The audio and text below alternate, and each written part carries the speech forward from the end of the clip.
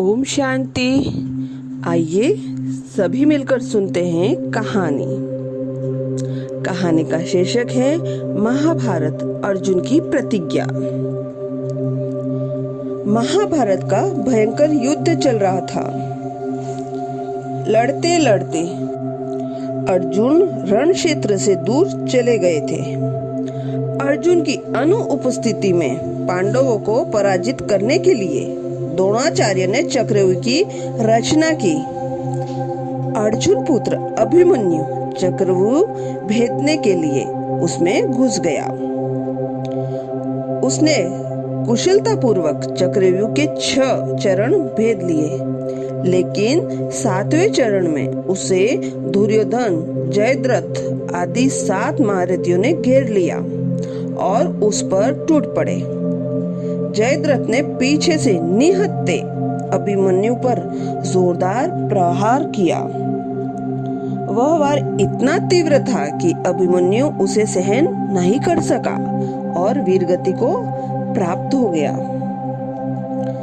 अभिमन्यु की मृत्यु का समाचार सुनकर अर्जुन क्रोध से पागल हो उठा।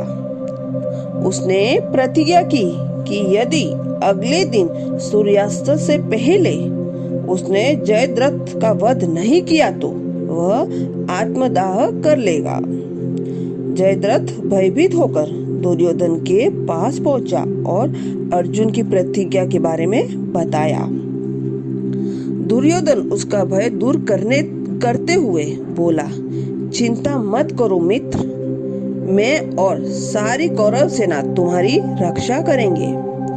अर्जुन कल तुम तक नहीं पहुंच पाएगा, उसे आत्मदाह करना पड़ेगा।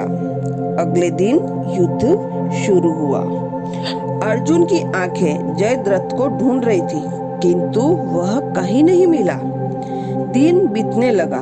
धीरे धीरे अर्जुन की निराशा बढ़ती गई। यह देख श्री कृष्ण बोले, पार्थ, समय बीत रहा है और कौरव सेना ने जयद्रथ को रक्षा कवच में घेर रखा है, अतः तुम शीघ्रता से कौरव सेना का संहार करते हुए अपने लक्ष्य की ओर बढ़ो। यह सुनकर अर्जुन का उत्साह बढ़ा और वह जोश से लड़ने लगे, लेकिन जयद्रथ तक पहुंच पाना मुश्किल था। संध्या होने लगी। तब श्री कृष्ण ने अपनी माया फैला दी। इसके फलस्वरूप सूर्य बादलों में छिप गया और संध्या का भ्रम उत्पन्न हो गया।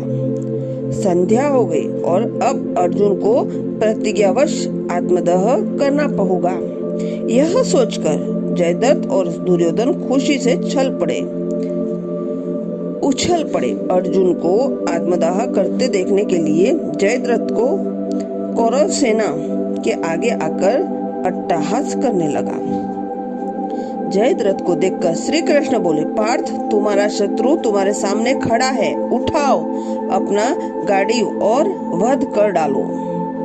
वह देखो, अभी सूर्यास्त नहीं हुआ है। यह कहकर उन्होंने अपनी माया समेट ली। देखते देखते ही सूर्य बादलों में से निकल आया। सबकी दृष्टि आसमान की ओर उठ गई। सूर्य अभी भी चमक रहा है। यह देख जयद्रथ और दुर्योधन के पैरों के नीचे जमीन खिसक गई। जयद्रथ भागने को हुआ, लेकिन तब तक अर्जुन ने अपना गाड़ी उठा लिया था।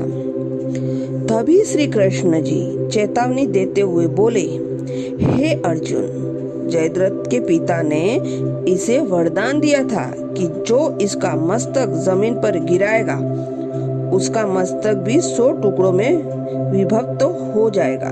इसलिए यदि इसका सिर जमीन पर गिरा तो तुम्हारे सिर के भी 100 टुकड़े हो जाएंगे।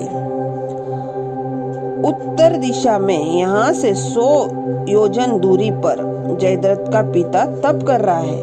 तुम इसका मस्तक ऐसे काटो कि वह इसके पिता की गोद में जाकर गिरे।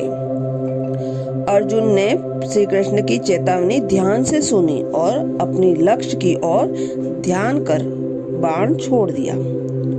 उस बाण ने जयद्रथ का सिर धड़ से अलग कर दिया और उसे लेकर सीधा जयद्रथ के पिता की गोद में जाकर गिरा। जयद्रथ का पिता चौंक उठा और उसकी गोद में से सिर जमीन पर गिर गया। सिर के 100 टुकड़े हो गए। इस प्रकार अर्जुन की प्रतिज्ञा पूरी हुई। अच्छा, ओम शांति।